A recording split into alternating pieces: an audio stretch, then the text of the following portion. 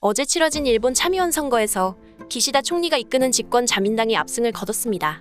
교도통신이 추계한 이번 참의원 선거 투표율은 51.68%로 3년 전 참의원 선거 투표율 48.08%를 상회했습니다. 현지 공영방송 NHK는 개표 상황과 출구조사, 판세 취재 등을 근거로 정당별 확보 의석을 중간 집계한 결과 11일 오전 4시 50분 기준 이번에 새로 뽑는 125석 가운데 자민당과 연립여당인 공명당이 76석을 확보했다고 보도했습니다. 아직 임기가 3년 남아있어 이번에 선거 대상이 아닌 여당 의석을 합하면 이미 146석을 확보해 참의원 전체 의석의 과반을 달성한 것입니다. 일각에서는 투표일 이틀 전인 8일 아베 신조 전 총리가 지원 유세 중 총격을 받아 사망한 사건이 보수표의 결집을 불렀다는 분석이 나오고 있습니다. 줄곧 헌법 개정을 주장해온 아베 신조 전 총리의 집념이 그의 사망 후에 현실화되는 시나리오가 급부상한 것인데요. 모테기 도시미스 자민당 간사장은 일본 민영방송 TV 다큐 프로그램에 출연해 응답자의 13%가 아베 전 총리 피격 사망 사건 이후 자민당 지지로 바꿨다는 설문조사에 대해 13%가 바꿨다면 아베 전 총리의 마지막 목소리가 국민 여러분께 확실히 전달된 것으로 받아들인다고 밝힌 바 있습니다. 기시다 총리는 지난해 10월 중의원 선거에 이어 이번 참의원 선거에서도 자민당의 간판으로 압승을 끌어내면서 당내 입지를 더 강화할 수 있게 됐는데요. 당초 강경 보수 성향인 자민당 최대 파벌 세이와카이의 지원으로 총리 자리에 오른 기시다 총리는 해당 파벌의 수장인 아베 전 총리와 당내 강경 보수의 목소리를 정책에 반영해야 했습니다. 일각에선 그러했던 기시다 총리가 아베 전 총리의 사망과 이번 승리를 발판으로 자신의 정치색을 종전보다 분명히 드러낼 것이라고 예측하고 있습니다. 자민당은 이번 선거에서 헌법에 자위대 명기와 긴급사태 조항 추가 등을 골자로 한 개헌을 조기에 실현한다는 공약을 내걸은 바 있습니다. 일본 헌법의 개정을 위해선 참의원과 중의원 양쪽 모두에서 3분의 2 이상의 의원이 찬성해야 하고 국민투표에서도 과반수 찬성이 필요합니다. 3년마다 선거로 절반을 교체하는 참의원은 선거 전만 해도 보수 사당이 합계 166석으로 아슬아슬하게 3분의 2를 채운 상황이었습니다. 적극 반대하는 야당도 61석에 달해 자민당으로선 무리하게 개헌안을 추진했다가 역풍을 맞을 위험성도 적지 않았습니다. 하지만 이번 참의원 선거 결과 보수사당은 기존 참의원 의석수에다 추가 선출 의석을 합치면 171에서 186석을 확보해 발의한 통과선인 3분의 1을 훌쩍 넘어설 가능성이 커졌습니다.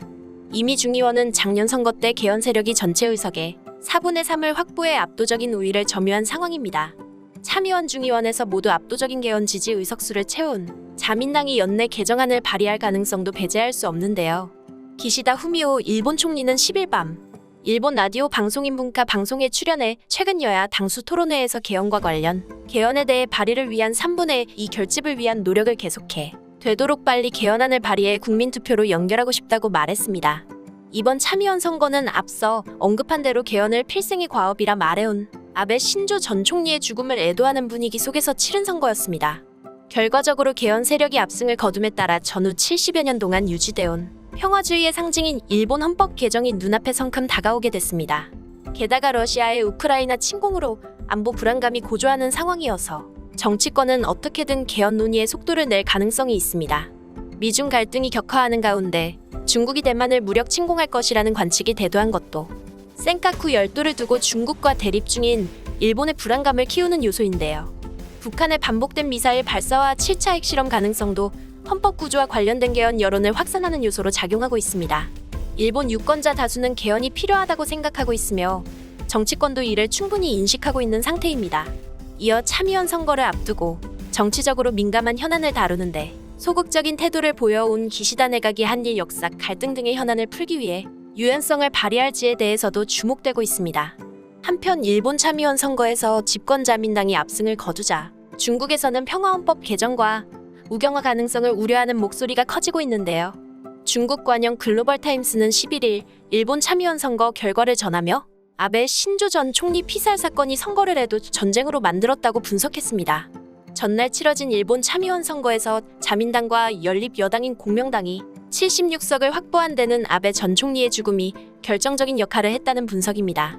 다즈강 헤이룽장 성사회과학원 동북아연구소장은 이 매체에 아베 전 총리의 죽음은 일본 자민당 보수 세력이 대중들로부터 더 많은 동정을 얻는 데 있어 상징적 역할을 했다고 말했습니다.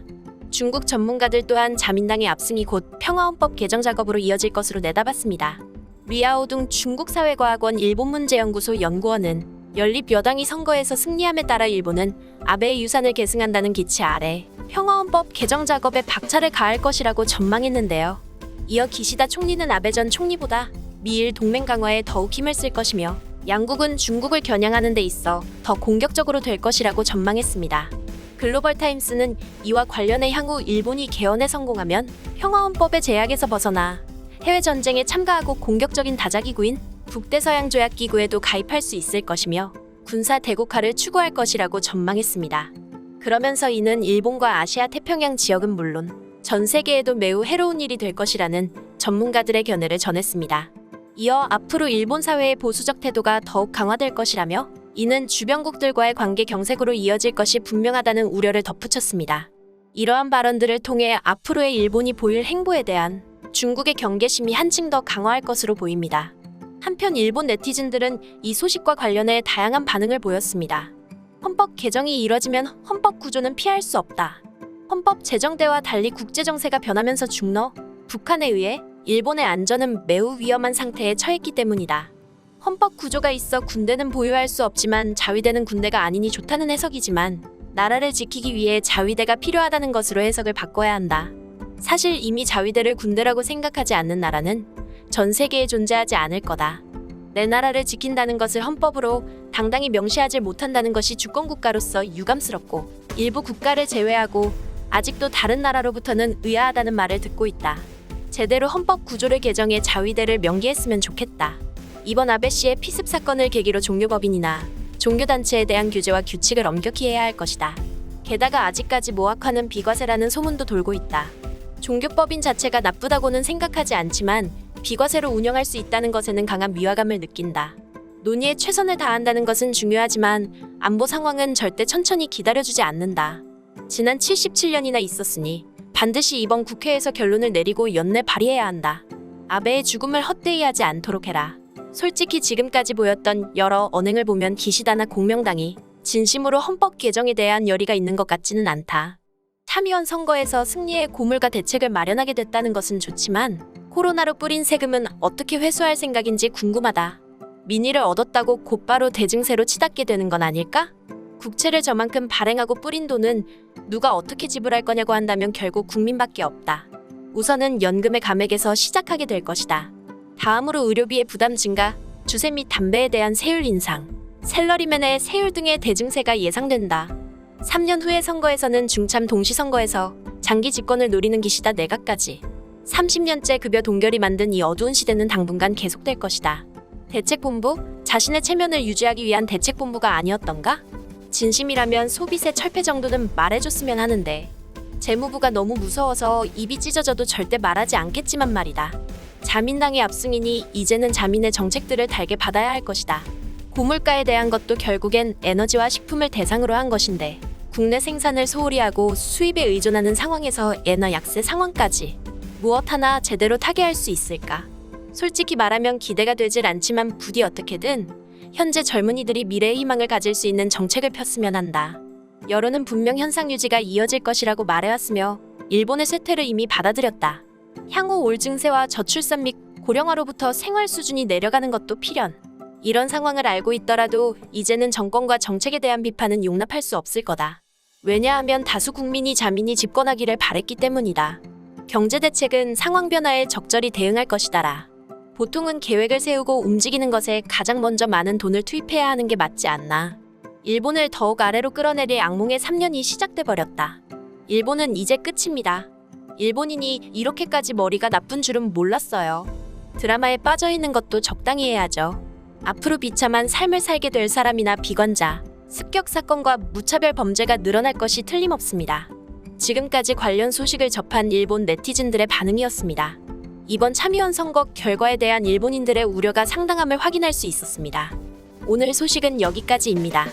내용이 도움이 되셨다면 구독과 좋아요, 알림 설정 부탁드리겠습니다. 세상의 소식을 전하는 월드리뷰는 계속해서 달려나가겠습니다. 시청해주셔서 감사합니다.